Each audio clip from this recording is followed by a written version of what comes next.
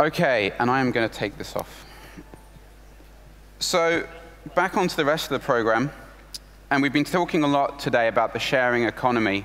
And while we've been surfacing a lot of insights and new thinking into what the sharing economy is about, there are a number of people who have been trailblazing this space already. Nick Halstead took a very simple idea, which was taking tweets and specifically tweeting links on pages with his TweetMeme button and turning that into a revolutionary enterprise data aggregation business. He's going to walk us through the evolution of sharing and the sharing economy from the early days of RSS and Twitter through to the prominence of social now and give the insight on the future of where sharing in a social-driven world is going. Please would you help me and welcome on stage Nick Halstead.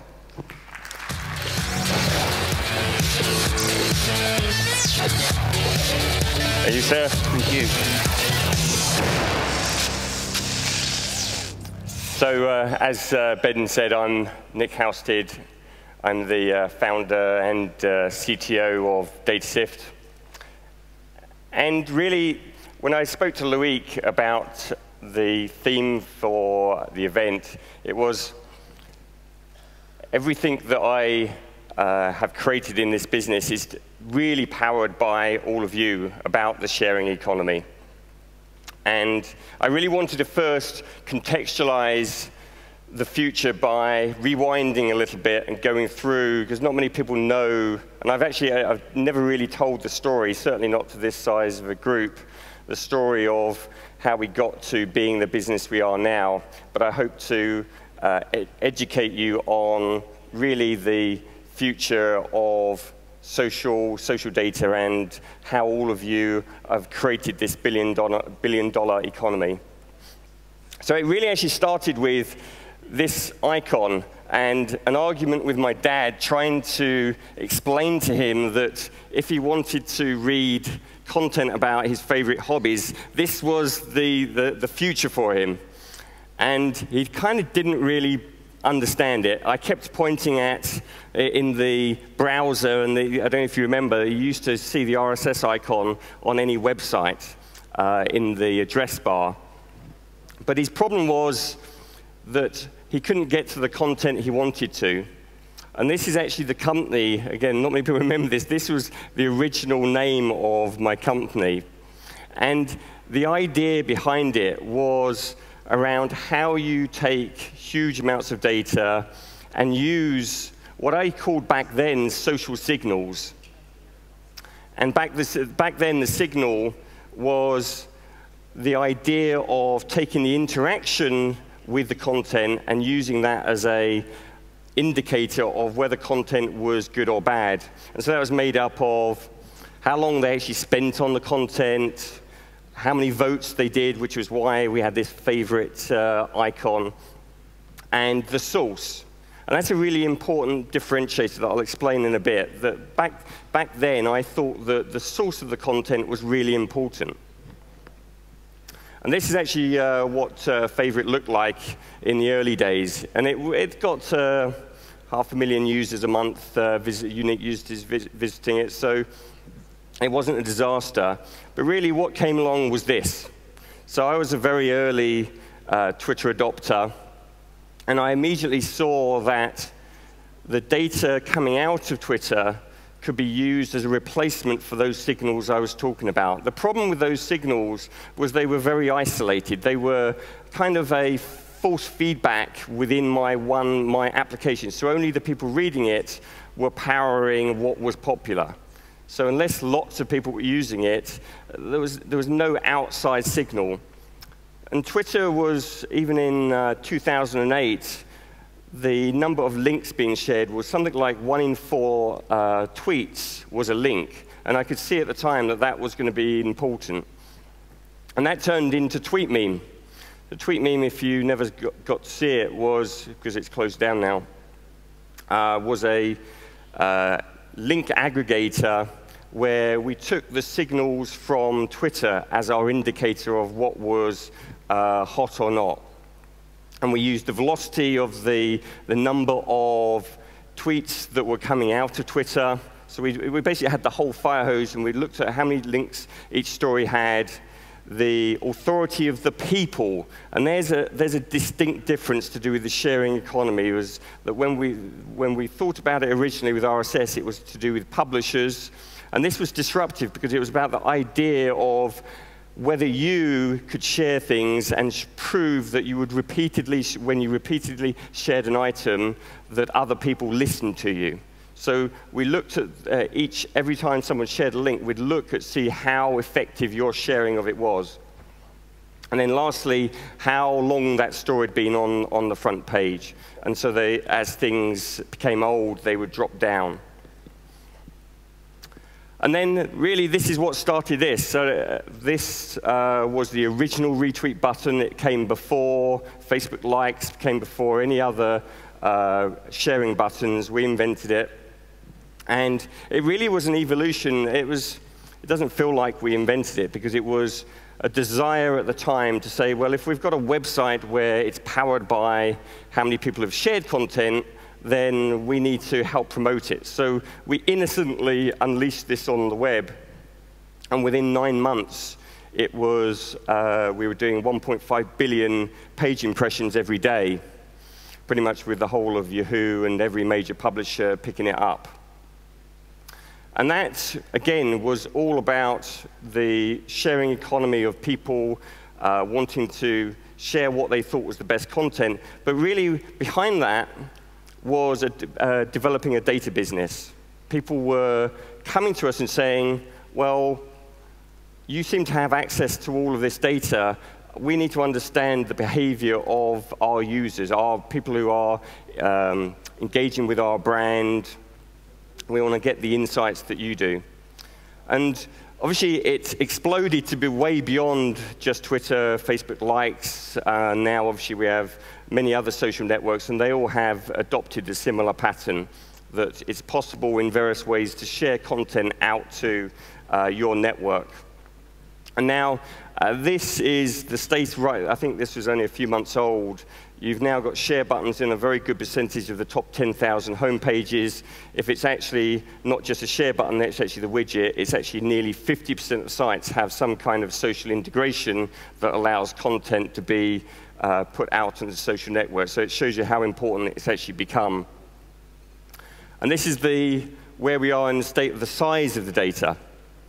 We have gone from, I think when I first joined Twitter, we were talking about less than 500,000 tweets every day, and Twitter's now at 500 million every day and still growing rapidly. And there's a number of other sites that are growing incredibly aggressively. A lot of the image sites are generating a huge amount of content. What I then want to do is take you through some of the evolution of the use cases of how that data is being used. And I think there's a symbiotic kind of relationship between the companies that can make use of this and in the empowering of people on social media. I think you must have all heard stories of how Twitter allows customers to use that forum to, reach out to major brands and have them react, airlines, all kinds of things. I've had multiple experiences where I've tweeted, had responses, because they are scared of the impact of how tweets can actually, not just tweets, but Facebook, everything, where you can have a huge impact on the network and their brand. So this was a recent story for those in the UK, I'm sure you know it well, with Alex Ferguson resigning. And it was actually, there was a rumor very early on, you can see in the graphic here, that there was a kind of a small amount of buzz where I think it was the Telegraph had an early wind of it. But actually, the real news was announced on Twitter. And it just shows you the speed at which the news breaks out of that. And that's really a big part of the economy around this has been generated around how that data is being used in businesses for real-time access of it. Because news breaks in real time. And obviously, news about companies, especially something that is publicly listed like Manchester United, has impacts on their stock price. So people care about this data massively. The other really interesting facet of, and it was always funny when I say about the maturity of this market, because it's only been around for 3 or 4 years, but it's gone from 4 years ago where monitoring was a very simplistic idea, looking at keywords, looking at maybe sentiment, plotting a graph, a trend line, and that was it. And that was what the marketing department looked like. To something like this. This is a company called Second Sync, and they, I don't know if you know, but a lot of TV programs, both here in Europe and the US, they have these set-top boxes that they give to a very small sample of the population to know which TV channels they're watching. This replaces that. And this is an incredible kind of defining of a, well, I say small, but it's still, it's a small market, but incredibly valuable, where they are tracking in an automated fashion every single TV program that is on TV at any one time. And they track from an hour before and an hour after, because there's a lot of chatter about them. But what's fascinated me was that that segment also gets sold to onto three interested parties, because you've got the program maker who now has the potential to look at every minute by minute how that program was received by the audience. So if you're actually writing, if you have a series that you are still writing, you still actually have the opportunity to look at how your plot lines are developing. You've got the actual network who cares about the audience, the demographics of them. Am I reaching who I think I should be reaching? Is that program in the right slot? And then lastly, the advertisers care about what is their product placement? Was there an advert break between it? And the level of huge detail you get amongst that. And that's why you all obviously now see programs using hashtags. You think it's because it helps you all say have the hashtag to combine, but actually it's the most useful to the program makers because it makes them easy to identify the actual program itself. And then the other rant that I tend to go on about social media is this idea of the value with no context. Now, if you were a marketing department 10 years ago and you asked someone to go out on the street and research your brand, they had a clipboard, they'd go out, find 100 people, ask them some questions, and then usually they would write down age, gender, profession, political affiliation, number of other things. But if you went back to your marketing department and didn't take account of any of that, they would just laugh at you. They'd say, well, how do I know if that matches with who I'm actually trying to sell to?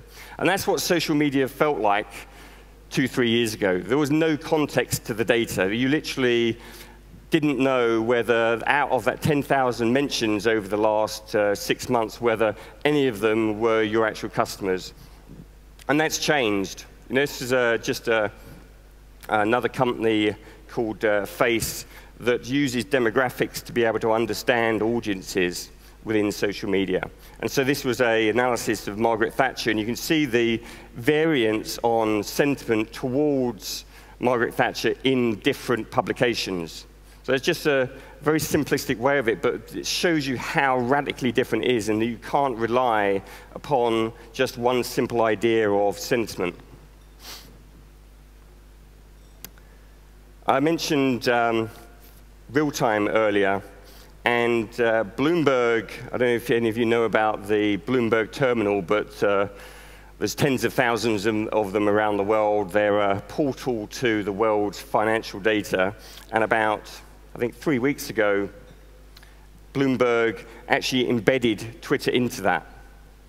Now that was, for me, a massive, you know, for someone as big as Bloomberg to be supplying tweet data and in real time into their terminals so that the traders could actually track what was breaking, really said to me that social media and the delivery of news and what you are all sharing has really changed everything. And again, it comes back to about you being empowered and not companies. It used to be that Bloomberg and Reuters and Dow Jones were about, they would track the top 20,000 news sources, and the breaking news from those was the only thing that really had an impact on, well, within that sector, within finance. But now, it doesn't have to be an official feed. It can be anyone, because, and by the way, there have been mistakes. There was one recently where a Twitter account, I think, famously got hacked, the Obama account, no, the AP account, saying that the White House had been attacked, and it dropped huge amounts of money off one of the US stock exchanges. But they're incredibly sensitive to this because the real-timeness of this data and the realizing that there is a level of expertise around the world with knowledge of markets that can be tapped into without having to listen to just what the newspapers are saying. This was actually, someone was asking me about, give me a practical use case of how social relates directly to a supply chain. And this was I can't name who was doing this. This isn't really the actual football club, but the US football club used social media to research how popular the numbers of their players were, so that when they were stocking their shops, they were looking at location and the popularity so that they could actually deliver the right numbers of shirts to their shops, so they didn't either overstock or understock. You know, that was, to me, a really, really clear indication that you can use the data in a very practical way when you're joining it to real-world scenarios. And then another one that was to do with physical locations was there's a lot of retail companies who are trying to work out where they put their next shop. And you're amazed that they're actually now listening from geodata across all social networks, understanding when people say, oh, I'm going to go and I'm on my way to shop here. If they don't have a presence there, they're trying to understand whether they need to be there. Is there a desire of that kind of shop in that kind of location so they can work it out? Because that's obviously huge business to get it right or wrong. And so it's again, a new level of data for them. So they're using Twitter, and then they can research it and open that shop. The other area that's really massively changing now is the level of insight that is being gained from the content. So if you've ever heard the term NLP, stands for natural language processing, it's all about being able to understand linguistics, being able to understand what we say as humans, so the computer can understand the meaning of it. And there's been a huge advances in being able to understand intent. And when I say intent, it means someone saying, I wish to buy an iPhone, but what they can now understand is the context in which you say it. Are you talking about buying it now? Are you saying you're going to be buying it in the future? Are you buying it for a friend, or have you purchased it? Whereas the old way of doing it was just saying, looking for the word iPhone, and not understanding the context in which it was said. They can actually understand people asking for questions, and they most importantly, understand the context in which all of this is said. I often give this example of the Olympics. The Olympics data set was something like 200 million tweets. But without understanding the context in which each of those 200 million tweets is said is pretty valueless. And being able to understand, if you can understand who the athlete who was mentioned, did it mention one of their fan pages, did it mention the sport, was it said at the time when the actual event was on that they're taking place, were they a gold medalist, all of these sort of things is applying context. So then you can ask a question of that data, such as a brand, who should I actually sponsor after the Olympics? Who actually got the most buzz? Who should I, if I did sponsor them, would actually be effective for me? And then, really, what's evolving now is going from this idea of what we call transactions to interactions. And this is about I hate the term personally, but big data, of joining data sets together. social is only valuable when you contextualize it against data inside the business, inside a business.